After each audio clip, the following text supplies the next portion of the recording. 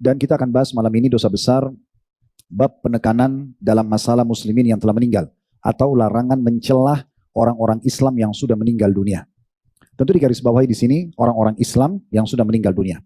Di sini penulis Syekh Muhammad bin Abdul Wahhab rahimahullah mengangkat sebuah hadis Bukhari. Saya bacakan dari Aisyah radhiyallahu anha bahwasanya Nabi alaihi salatu wassalam bersabda, "La tasubbul amwat fa innahum qad afdau ila ma qaddamu."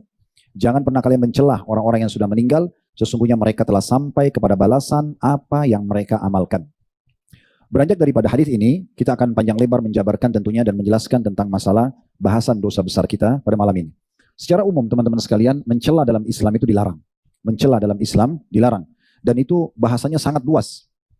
Bermula dari tidak bolehnya seseorang itu mencelah sesembahan-sesembahan selain Allah. Misalnya ada orang sembah patung misalnya, ada orang sembah pohon, ada orang sembah dewa. Kita hanya dianjurkan dalam Islam untuk menjelaskan dan memperkenalkan Tuhan yang sebenarnya Allah.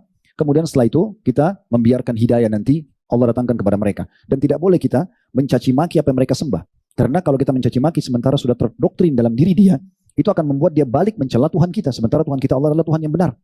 Allah berfirman dalam surah Al-An'am, surah nomor 6 ayat 108, "Wala tasubbul ladzina yad'una min dunillahi fayasubbullaha 'adwan bighairi 'ilm." Jangan pernah kalian memaki sembahan-sembahan mereka, maksudnya selain Allah, ya.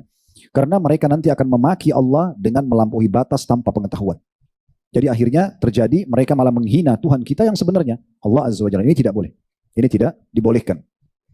Ibnu Qayyim rahimahullah berkata, Allah melarang kita mencelah Tuhan-Tuhan orang musyrik dengan pencelaan yang keras atau sampai merendahkan bahkan secara terang-terangan. Apa yang kalian sembah itu? Patung, tidak bisa begini dan begitu, ya.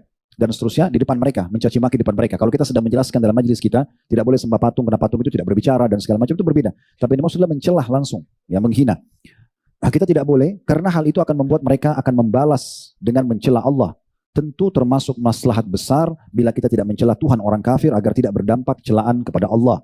Jadi hal ini adalah peringatan tegas agar tidak berbuat seperti itu supaya tidak memunculkan dampak negatif. Ya, dampak negatif. Jadi kita dilarang teman-teman sekalian. Ya.